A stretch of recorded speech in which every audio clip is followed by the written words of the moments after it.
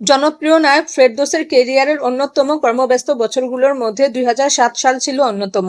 এই বছর ফেরদৌসের মোট 8টি সিনেমা মুক্তি পায়। প্রিয় দর্শক, আজকের পর্বে থাকছে 2007 সালে জনপ্রিয় নায়ক ফেরদৌসের মুক্তিপ্রাপ্ত সকল সিনেমার বক্স অফিস ফলাফল। তাহলে শুরু করা যাক।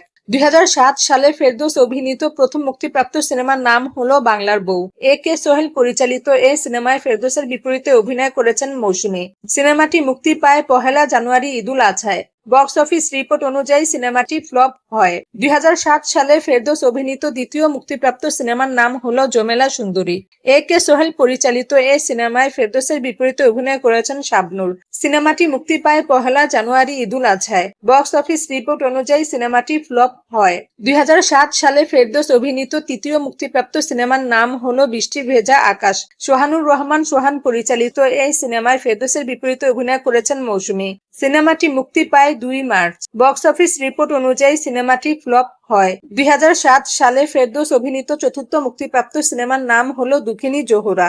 আজিজুর রহমান পরিচালিত এই সিনেমায় ফেরদৌসের বিপরীতে অভিনয় করেছেন শাবনূর। সিনেমাটি মুক্তি পায় 20 এপ্রিল।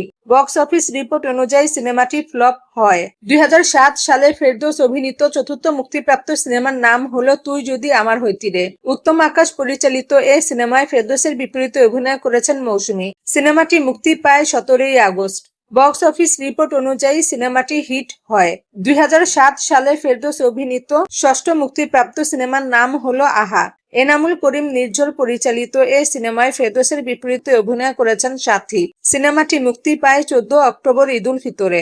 বক্স অফিস রিপোর্ট অনুযায়ী সিনেমাটি ফ্লপ হয়। 2007 সালে ফেরদৌস অভিনীত সপ্তম মুক্তিপ্রাপ্ত সিনেমার নাম হলো বিএন সাপ।